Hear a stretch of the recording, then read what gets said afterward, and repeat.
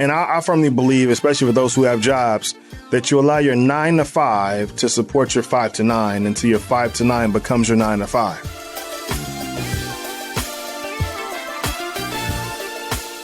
You're listening to the Redefining Wealth podcast with Patrice Washington. In today's episode, we sit down with serial entrepreneur, author, and my husband, Gerald Washington. He says we have to stop just starting businesses and start thinking about building empires. Hey there, this is Patrice Washington from patricewashington.com, where we chase purpose, not money. Welcome to another episode of Redefining Wealth. If you're an OG listener or a purpose chaser, welcome back. I am so pumped up about today's episode. So my husband has been on the podcast before, but usually not really being interviewed. We're just kind of talking about, we shared 10 years. What did we share in the beginning? It was 10 lessons from 10 years of marriage. And then he was with me on the blessing of downsizing episodes, the first one and recently the update. But we are celebrating the release of his new book, his very first book, Don't Just Start a Business, Build an Empire. And so he's officially doing an interview on today's episode. And you guys know how he cuts up, so just be prepared. If you're new to Redefining Wealth, welcome. You're joining us at a phenomenal time. Here's what you should know about us. In this community, we believe that wealth is so much more than just money and material possessions. So if you only came here because you thought I was going to be talking about budgeting or investing or saving or credit, we do that from time to time. But here's what I know. I know, and I truly believe in the original definition of wealth that says that wealth is about the condition of well-being. And after being known as a personal finance expert for just about a decade now, what I know is that I can talk about budgets all day long. But if I don't help you shift your behavior in every area of your life, you'll never really stick to the budget to begin with. So what we believe is that money becomes a byproduct of you shifting some thoughts, some beliefs, some habits, some rituals that you have in your everyday life. And that's what we talk about here. So I hope you enjoy yourself. I think you're going to enjoy yourself. So go ahead and subscribe now. And I know you're going to enjoy yourself because I have to tell you these wonderful things about the podcast. I'm so honored. So 2 years ago, I attended an event called Podcast Movement right before the launch, literally 3 weeks before the launch of Redefining Wealth. I went there with no podcast cover art, no description, no theme music, no nothing. I didn't really understand fully what we were going to do for the podcast. It was kind of dropped in my lap, if you will, about a week before that point. Last year, I returned to Podcast Movement right before my 1-year anniversary, sharing how we had hit almost 250,000 downloads and best practices, had a wonderful breakout session, met amazing people, and I was over the moon. I was thrilled with what I was able to create in a year and the feedback and the audience and community that this podcast had grown. And now this year, I am one of the opening keynote speakers at Podcast Movement in Orlando. Yay! As a matter of fact, when this episode comes out, I would have spoken the afternoon before. So this hits on a Thursday. I will be speaking by the time you hear it, would have been the Wednesday afternoon before. And I'm so honored to have an opportunity to share what we've grown together in these last 2 years, not even quite 2 years, but to be recognized by my peers and by such a wonderful organization. I am just so thankful because everything that this podcast is, so much of it I learned through speaking to attendees and just meeting folks and going to sessions at Podcast Movement. So to have an opportunity to speak on that main stage in front of, I believe, like 3,000 other podcasters, my peers, is a blessing. And so if you're thinking about getting into podcasting, you're already into podcasting, I really suggest that you put Podcast Movement on the top of your list for 2020. You definitely should be in the building. It's just phenomenal and such a great community and culture. And the other thing is that we were nominated for Podcast of the Year by the Plutus Awards. And so people in the financial community may know what that is. It's a big award ceremony that happens at FinCon. And in September, we will see. But just to know that we're a finalist in the Podcast of the Year category, again, blows my mind. Blows my mind. Because 2 years ago, this was just not even a thing. And I'm just so grateful. Grateful for each of you who continue to listen and share and rate and review. So thank you so much. And the last thing I have to make sure I share with you is that I am hosting my very first live podcast taping, and I am so excited. I share this all the time. It is a blessing to be able to deliver this podcast week after week for the last nearly 2 years. But I record this from a small, teeny tiny closet right next door to my home office. And I'm always imagining you guys, and I literally have a visual of who I'm speaking to. But there would be nothing like being in a room full of you, purpose chasers and OG listeners, really being able to have dialogue in real time and answer your questions and just get that live energy. I've really been yearning for that. And so instead of waiting for someone to create the opportunity, I decided that I would do it myself. So on October 13th, I am hosting my first live podcast taping, and I would love your support. I would love your energy. I would love to give you a hug and see your smile. Check it out at redefiningwealthlive.com. And if you are in or around the Atlanta area, I would love to see you. Truly love to see you. All right. Now, without further ado, let me introduce Gerald Washington.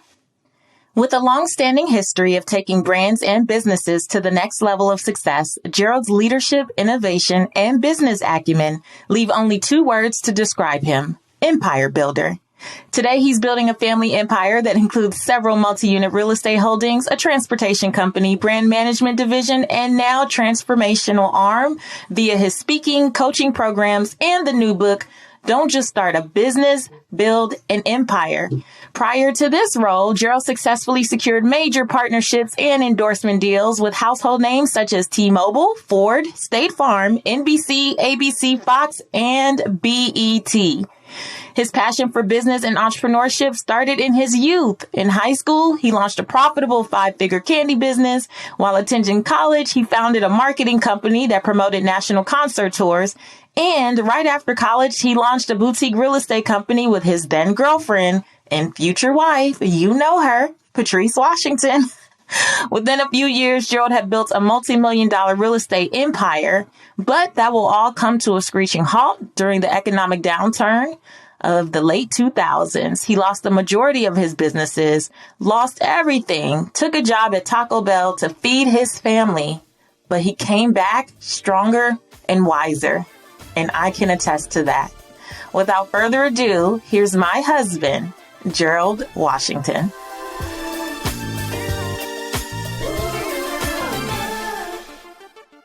Welcome to the Redefining Wealth podcast, Gerald. Thank you for having me. He's laughing at how I said his name. Yeah, that was intentional. I'm just saying it the way your mama intended it, right? Absolutely. Okay, well, praise the Lord. Welcome to the podcast. It's good to have you back. Thank you. Your last episode was about the blessing of downsizing. Yes. We got a lot of great feedback about it. So I have yet again set myself up and extended the invitation. We win together all the time. We do win together. And I'm excited about your most recent win, which is, your first book. Yes. I'm so excited. Don't just start a business, build an empire. That's it. What you doing writing books? You know, I got to follow in the footsteps of my wife. She got 3 ahead of me already. I want to start by kind of unpacking your story because people have heard me share my version of our story of having a successful business and losing it all. For years, so many of our male acquaintances like Devon Franklin or Tim Story, shout out to those guys. They gave you endorsements for your book. They did. Paul Brunson. They've always said, but what about Gerald's version? Like, we want to hear a man's perspective. So I want you to share our story in your own words. So for me, my version of our story is together we started a thriving real estate empire. And on that journey, as the man in this conversation, I neglected to have a guide or a mentor to give me advice as I was on this journey of real estate. We were very successful. We did well in what we knew and what I knew. But when the real estate market decided to make a turn or have a change in it, I wasn't prepared because, one, I wasn't watching the market and I wasn't aware of what was going on. And then two, I didn't have somebody to talk to about it besides my peers. And unfortunately for me then, all of my peers were at the same stage as I was with respect to knowledge base. And so the market crashed. And without a roadmap or a guide, I lost it all. And you saved a little more than I did, so we did okay, but I lost it all. And went to go work at Taco Bell in order to feed my family. You just gonna gloss over that? Well, yes, but no. Effectively, in New Orleans, when we were trying to rehab the last big part of when we went to New Orleans to try to rehab the last part of our holdings, I had to get a job. I had you and I had Reagan to feed, and I went everywhere looking for a job. Government officials, police department, fire department. I was trying to do everything. Mm-hmm. With my degrees from Occidental, I figured it wouldn't be that hard to find a job, but it was terribly hard. And so now we're scraping up change to get milk, and they coming and shutting the power off and banging on our door every other week, asking us for the rent money. And never been in that state. I'm driving a yellow van with no gas money. So I had to go find a job. So it was either figure it out or not. And figuring it out for me meant by any means necessary. So I went to McDonald's and Burger King. They both told me no. Then I went to a place called Hardee's, which is equivalent to Carl's Jr. They told me no. And finally, I walked down the street to go to Taco Bell. Mm-hmm. And I told the man, I said, listen, sir, whatever job you have, I'll take it. I'll do whatever. I'll clean the bathrooms. I'll be the cashier. I'll make lettuce, cheese, whatever you need me to do. And they gave me a job. So I went from a 7-figure business to $2,400 a month. But it gave us some stability in the position we're in order to feed ourselves. And then from there, I was able to maneuver my way. I worked at Taco Bell in New Orleans for about 9 months. And then my wife, you decided to take a job in Atlanta. You were staying on my brother-in-law's couch. And it got even harder. I'm staying on the floor of one of our apartment complexes with no running, no hot water, no television. I'm on an air mattress. And it's rough. Mm-hmm. And so I decided, if I'm going to be rough, if I'm going to be roughing it, I'm going to come sleep with you on the couch. And I moved my Taco Bell job from New Orleans to Atlanta. And I went to work in Atlanta at Taco Bell.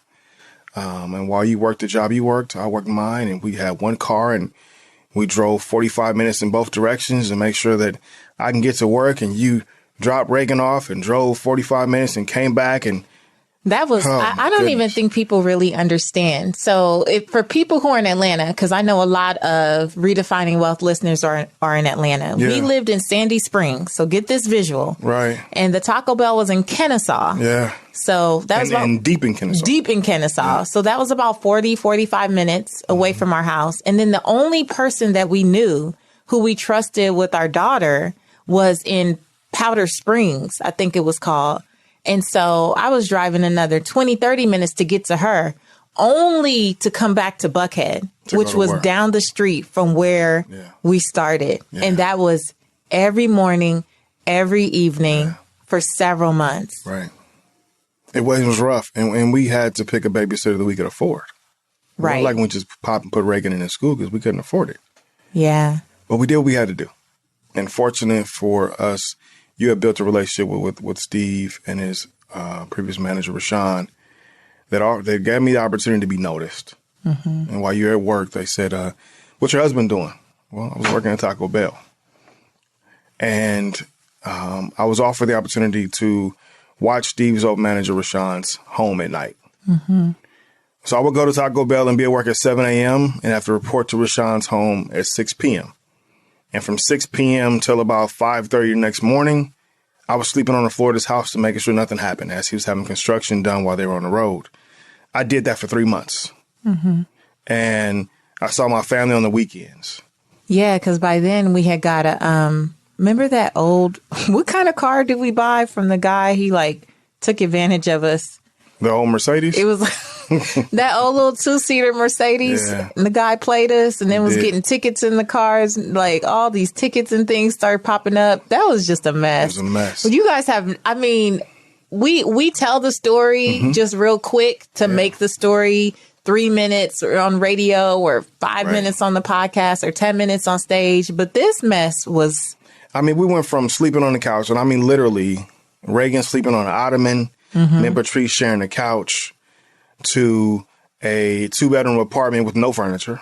We slept on an air mattress. We slept on an air mattress, but it was our apartment. We went from that to Reagan getting to bed. We brought Reagan to bed first. And we got a television, one television. We got a couch. I mean, so people don't understand that the journey had layers to it. And those layers presented opportunity for us, one, to learn and to grow, but to appreciate where we were going next. So I'm on the floor of Rashawn's house, watching his home at night. And because of my previous experience in New Orleans doing construction, I would send Rashawn notes on my beat. My BlackBerry was so broken. Oh my gosh! The screen was cracked. The buttons wasn't working. I mean, it was shattered. It was terrible. But I would walk around the house at night to look over the construction that the gentleman had did during the day, and I would notice things and see things. And I would send Rashawn messages just saying, "Listen, sir, this needs to be done. Maybe check this out when you get back." And I didn't know this at the time, but I was interviewing for a potential job in the future. And not intentionally, because in my spirit, I just wanted to be helpful. And honestly, I needed something else to do, keep my brain working while I was there at night. Those 3 months for me were ever changed, because I went from my home in Pasadena that I foreclosed on to this small apartment in New Orleans to now get back to sleeping on the floor and being able to walk in a space that will resemble the home that we have in Pasadena. And so God just kind of maneuvered the conversation to show me different levels of it and to also remind me of where you can go.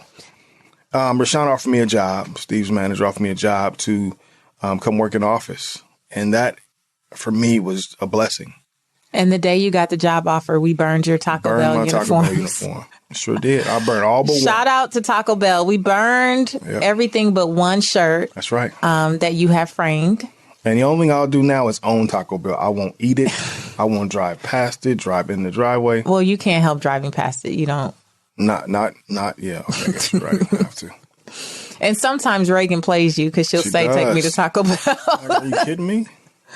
So that's the stuff that people don't hear, though. So they see all the titles and they see your IMDb and all the stuff that you've done. And they don't really get to hear the backstory. So I'm glad that you get to share some of that.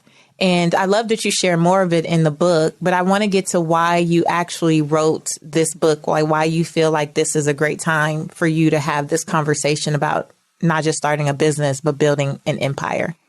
And so for me, I believe that in the book, I tell a story in the book about my belief on the three type of people that there are in the world. The employee, the entrepreneur, and the empire builder.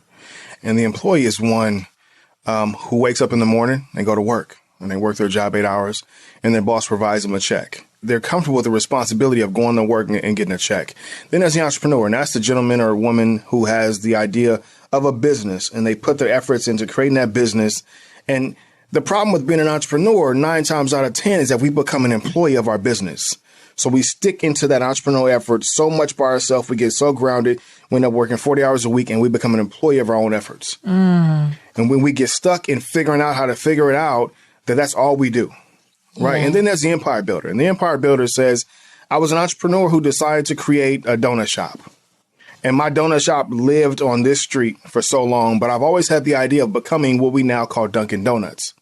But the difference between the entrepreneur who created a donut shop and the gentleman who decided to create Dunkin' Donuts is the desire and ability to create other managers that can support their efforts and help them build their empire. Because you can't do it by yourself. So you have to develop your concept, make it sustainable, and then teach someone else how to run that concept so you can expand it. And many times, many of us don't look at how to expand our entrepreneurial efforts beyond us running it or looking at the different layers of income that can come from it.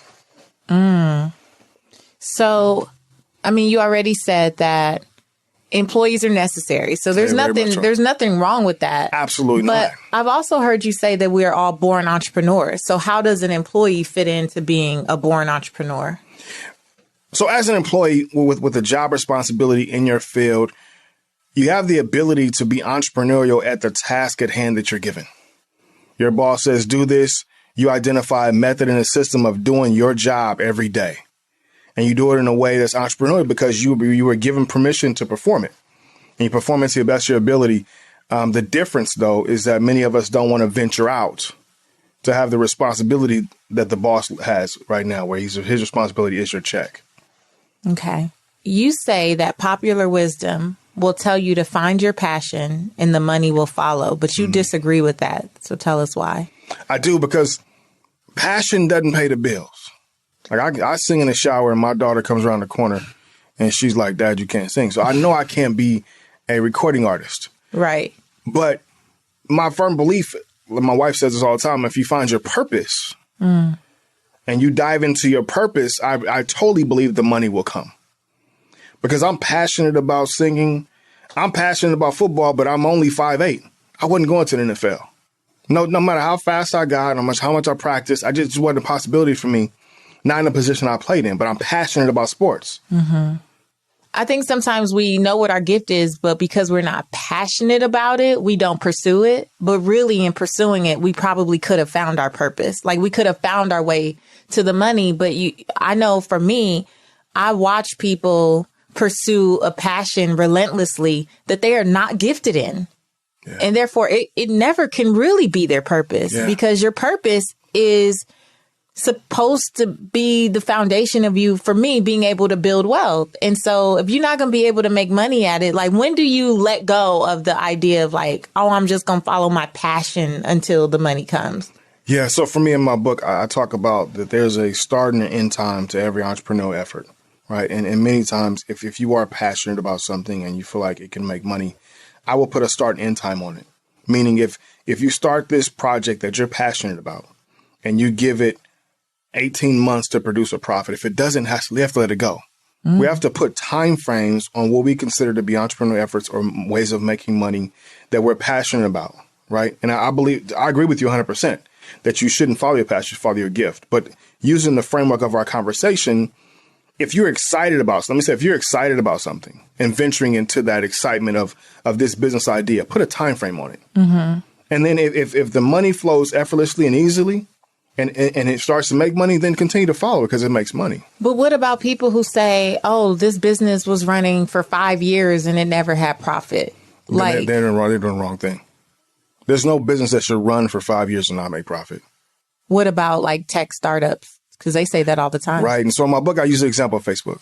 Right. Facebook is a tech startup that for the first few years didn't make any money. But the key to that conversation and understanding of that business model is they were using investor dollars to start their business. Many of us still have these entrepreneurial efforts that we're using our family's income in order to pursue. Mm-hmm. If you have an investor dollars and if you want to, a unlimited resource of funds to continue to keep trying this effort, whole different conversation from Johnny Joe, who wants to be a mechanic and open up an auto mechanic shop, but doesn't work on any cars in the garage right now. Mm-hmm. Hasn't identified how many cars on the block he can fix, how much he's going to charge, has a consistent consumer base coming to him for it. He's just passionate about working on cars. In which case, it should just be his hobby. It should be his hobby. I think a lot of us are just running hobbies and calling it a business. Yeah. Business is profitable. It's not a nonprofit. 501c3s exist for a reason. But even those are profitable. That's very true. Very true. You talked before about people just wanting the sexy jobs, the ones that they think sound glamorous. Meanwhile, there are ways to use your gift of managing, leading, executing other things to make really great money in non-sexy industries. I think we have an example of that with our transportation business. We do. So can you just talk about that? Because I know people are like, even when I tell people that you don't produce TV necessarily anymore, they're like, why? Right. It's television. Right. I'm like, sometimes I think people have the wrong idea. They do. And even in television production, I consider myself an executive of the TV show. Mm-hmm. And, when I tell the TV production conversation, I always tell people that, especially in our field, working with Steve Harvey, he was the only person in front of the mic. And to that, he got paid a good check because he's talented. However, many times we don't even look at the 500 jobs behind the microphone that are making great money. Stage managers, grips, lighting directors, sound technicians, they all make great income. The the director, the camera operators, those people that are part of the union, they make great money. It's not as sexy as being on camera, quote unquote, but they're sexy at the bank. And which one really matters? Right. So too many entrepreneurs, you say, go in circles, overthinking, overcreating, and attempting to overdeliver. But the end result is that they expend too much effort and energy and put themselves under too much unnecessary stress. Do you want to elaborate? Yeah. 9 times out of 10 is simple. And we do a great job of overcomplicating the simple things that we lose profitability. And an example of that is In-N-Out Burger. In-N-Out Burger has 3 options with French fries, Coke products, and a milkshake. And their lines are out the door. And they don't franchise, and they're successful. And I think they have some odd 100 locations. But they're a thriving empire, and it's simple. And what a lot of small business owners will do is go, let me add 19 more things to the menu. Right. Let me confuse the chef. Let me confuse the cook. Let me keep adding. And beyond confusing the chef and the cook, let me confuse the consumer. Right. Because when we have too many options, we go into... Another thing, Cheesecake Factory. The Cheesecake Factory menu has 18 million items on it. 18 really million items. And then 22 million types of cheesecake. And you know what I do every time? I get the miso glazed salmon with mashed potatoes and a drink. I don't even know what else is on it. It's too much. It's too much.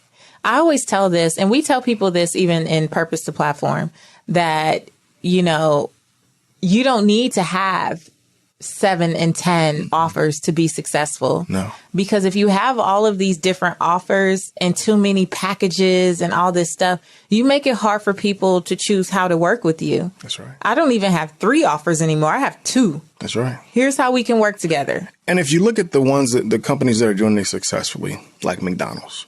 McDonald's has its staple items that don't get out. The cheeseburger, double cheeseburger, quarter pounder, filet of fish, French fries. Why you know the menu so good? Well, you know, I shouldn't, but I do. I feel I feel like I should take personal offense to that but everyone in my community knows you don't cook. They know. Excuse me. It's a choice not to cook. The kitchen is not my ministry, but go ahead. So McDonald's has those items on their menu. And companies that are successful at adapting new things do it seasonally. They'll bring you the McRib at a certain time. And then you buy it, you get excited, then it's gone, they bring it back. It's not another item on the menu that you have to choose from. You get an opportunity to have it for a selected amount of time. So in your business, if you want to add certain items to your quote unquote menu, do it when the time is right. One, when you've perfected your selected things that you do offer, and then do it sporadically so that the consumer gets excited about it and there's a supply and demand responsibility to it. That's good. Okay, so we have this concept we use in our house called what's the fastest way to the cash. Yeah. And there's this part in the book where you say, don't try to innovate when you haven't even begun to exploit what's easily accessible to you. So, you know what I love, though? Shoot. The story that you tell about when you were in high school. Yeah. And the cookie machine. Yeah, buddy, that cookie machine got me in trouble. Can you tell the story, though? Because I think it's a great illustration of how people miss opportunities every day. And I think that the biggest takeaway I have from you and watching you over the last 15 years become this empire builder is that you always focus on the opportunities that people walk by every day. Yeah. The key to my belief is that the key to being an empire builder is seeing the money that people miss.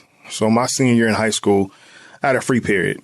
And I would walk by the cafeteria and I got to know the administrators and individuals. So I was able to go in the back sometimes and see things. And I went to the back of the cafeteria many times and I would see this Otis Spuckermeyer cookie machine. And everybody walked by it. It must have been it had to be sitting there for a good year and a half, 2 years because it was dusty. Mm-hmm. And so I talked to the school. I had a thought. I went home and asked my dad. I said, Dad, what do you think about me asking the principal to use the machine to now sell cookies? Now, this machine had been sitting there and it was dusty. So I figured that if I asked Father Pilato to use the machine, no one was using it, that I could have the opportunity to generate revenue. Now, the problem is that I told the school that I would give all the money generated to the senior class. What possessed you? I was bad negotiation on my end. So I'm going to take this machine, use my money, buy the cookie dough, and give the money back to the senior class. Well, cookie business started booming because we barely had any type of sweets at school anyway. And so we would go about 10 or 15 dozen cookies a day is what we would make. Wow. And so the revenue started to come in. Mm-hmm. And for me back then, today it's not a lot of money. But as a senior in high school, it was great change. Football season was over. Mm-hmm. You know, it gave me money to go out and do things. I didn't give the money to the student in class like I was supposed to. But what I forgot was that I was graduating. And Father Pilato had something over my head. Little thing called your diploma. Right. And he kept my diploma until I turned in over the money. Yeah. But the key to the story is this. That cookie machine had been sitting there for a year and a half. Not only had no administrators identified a way for their classes or individuals to make money with this, school had put it away as an opportunity to generate more revenue. So the opportunity for me to make money presented itself. And I think many times we walk right past the ideas and opportunities that are right in front of us to make more money. A lot of y'all are doing hair for free. A lot of you guys are singing in the choir, which is great on Sunday. But how about the opportunity of doing backup? I mean, a lot of you want to make more money, but you're walking past the opportunities right away. So the other thing that I take away from that story, though, is sometimes when we do find the opportunity and we acknowledge it, we're so excited and we rush into it that we negotiate a bad deal. Yes. We do. And for me, it taught me along the way that you take your time. Now in our home, we'll take a day or two and we'll think through a concept or an idea or a contract that's on the table to make sure we're not missing anything. Because you have a day, you have some time, you have the ability to make sure you get the best for yourself. Running and racing into something has never proven to be successful for me. I know. One of the things that I talk about with my ladies in particular in the programs that I run all the time is this idea of creating their brag binder, because it's that reminder that, they are worthy of a greater conversation as opposed to getting so excited and getting so caught up and being invited to the table that you forget there's a reason you're at the table, or you forget that you actually have something to offer. And now the first thing that's put on the table, you're like, okay. Like there's no pushback, there's no questioning, there's no negotiating for more. And I think in the long run, as entrepreneurs in general, that definitely never wins. Yeah, I mean, and you have to sometimes remind yourself of how good you are, to your point. Mm-hmm. And then you have to sometimes be able to remind others of how good you are. And then understand both of the values. And then again, like you said, get no pushback. But like you teach in Purpose of Platform, the brag binder is an amazing thing that becomes a tool for you. So going back to, I'm sorry I took you off on that tangent, but that story, I always love that story. But going back to what I was going to ask was about the fastest way to the cash and how do you identify if you're clear on your gift, if you're clear that it's more than just passion, how do you create the fastest way to the cash? If you're clear on your gift and you're clear on your passion, for me, I always write down the various streams of income that can come from an idea. Mm-hmm. And then from those streams of income, which one has the easiest marketability, has the lowest barrier to entry in the marketplace, and is something that I can either sell, service, or provide someone easily and effortlessly. And that becomes the fastest way to the cash. It becomes that service item or product that you can move or get traction with right away. Many of us try to go for the largest thing on our list or the thing that takes the longest to produce. No, the point of business is to make money. Let's start generating some revenue as we continue to focus on the other ideas. Yeah, because we always seem to want to dive into the huge project. Yeah. Like I talk to people all the time on these calls, and to your point, the grandiose idea is always the first thing they want to do. It's like you haven't even set yourself up to get a small win.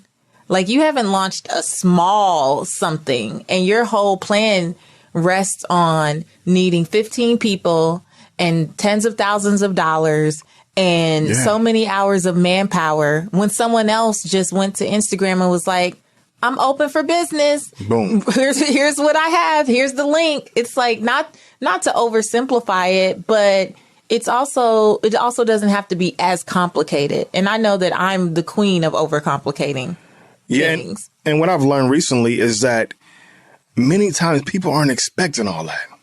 Right. Many times we're trying to produce a deck and make it as perfect as we can. We're trying to walk in the door with the right suit, tie, shirt. They want to see it at the table because what you have to say 9 times out of 10 is what they want to hear. Now, there's certain places and situations where you have to be completely 100% ready. Right. But then again, most times you don't. Yeah, I think there's just different levels of ready. Like, if you are going in to meet with an investor, then yeah, you want to have your projections. You want to have your business plan. You want to walk in, with your A game. But if you don't experience some of the smaller wins up front, you won't necessarily get to that version of ready. Like, I think there's a ready before the ready. Yeah, absolutely. Like, you got to accept a small ready. Yeah. And I used to be really bad. And sometimes I still have to catch myself with over complicating things because I'm a perfectionist and I like things to be pretty and I like it to be right. And there's nothing wrong with that. But when it gets in the way of getting to the cash or making progress or creating the impact, like being on my to-do list for several weeks rather than just doing a version 1.0 and putting it out there and letting people experience it is like it wastes so much time. And like, since we've been mentioning Purpose the Platform, like when I put it out there, it was first just to my list. And I was committed to, if I could just get 25 people in there in this 1.0 version and hear their feedback and see their results. And after the first few weeks, when people were like, oh my gosh, I've never thought of anything like this, or, oh my goodness, I didn't realize that I was, limiting myself, or I had these limiting beliefs holding me back. And I start seeing their progress and their feedback. That's what made me feel like, oh, wow, I almost didn't release this because I didn't think it was perfect. I didn't think it was ready 2.0, right? But ready 1.0 was actually good. We say it all the time, progress over perfection. Progress over perfection. Yeah. So there's something else that I really like that you say from the book. And I'm not trying to gas you up, but the book is really good. You should gas me up. But I'm not trying to gas you up. I'm just saying the book is, it's actually really, really good. Thank you very much. So I do have tons of notes. It's something that you said for years now, and I saw in the book too, is that you can get rich quickly, but it takes time to become wealthy.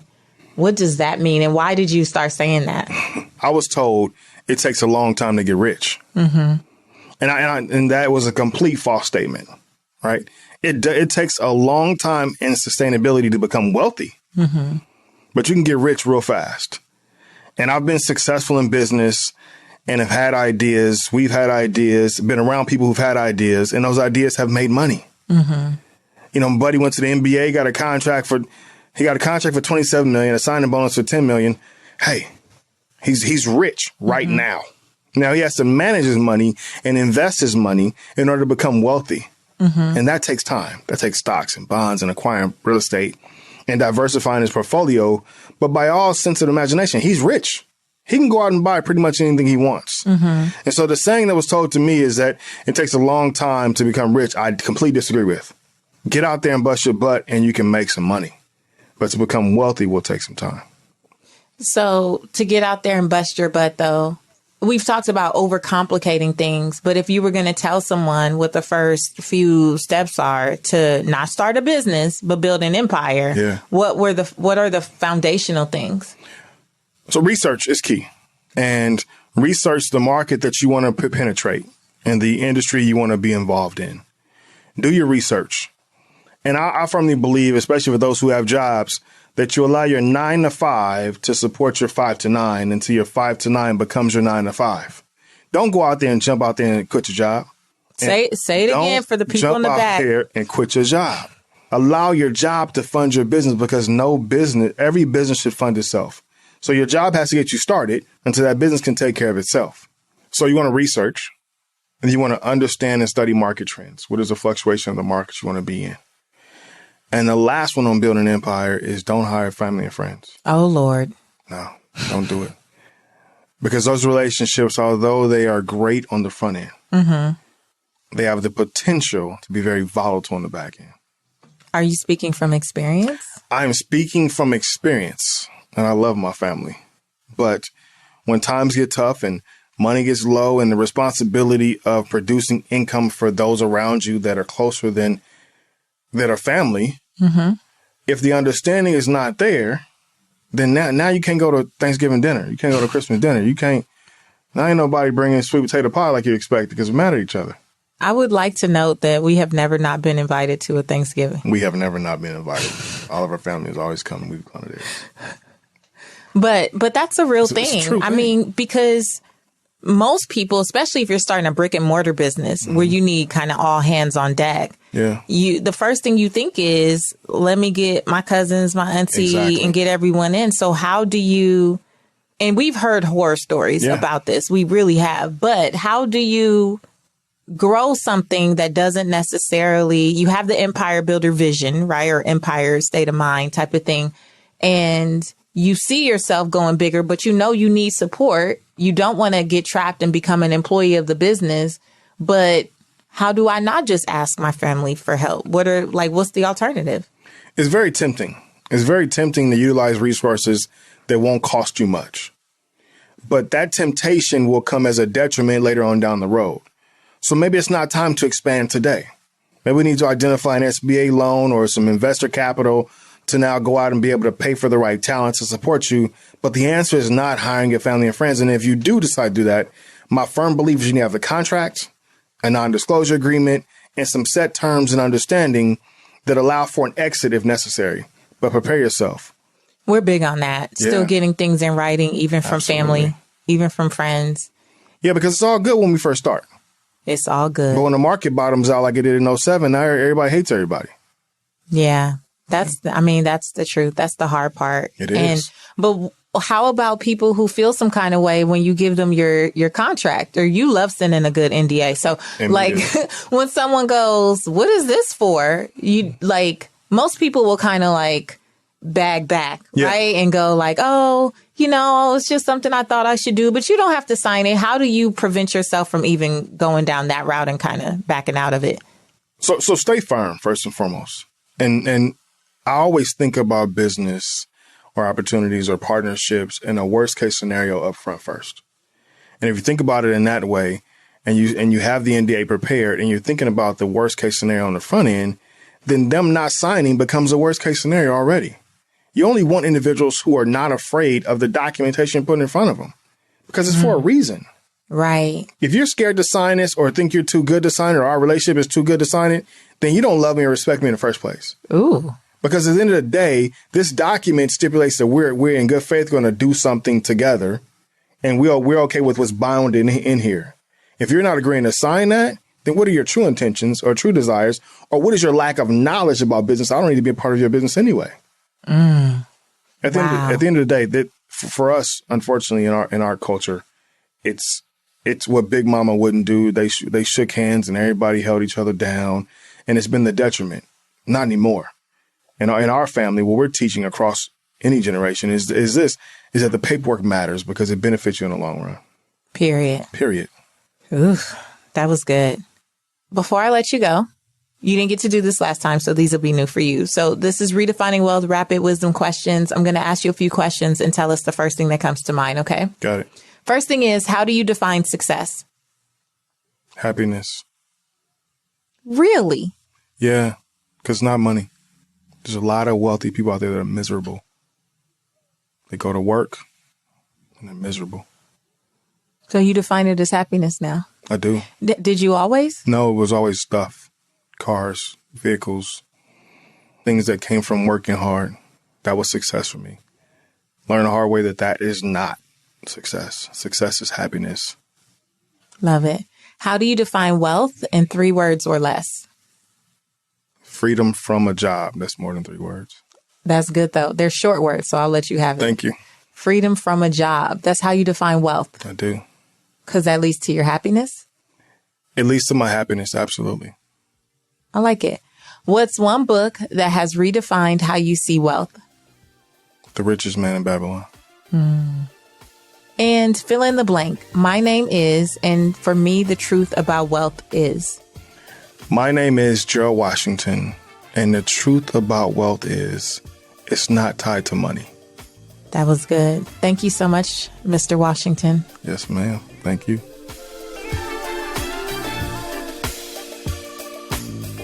All right. I hope you enjoyed this episode.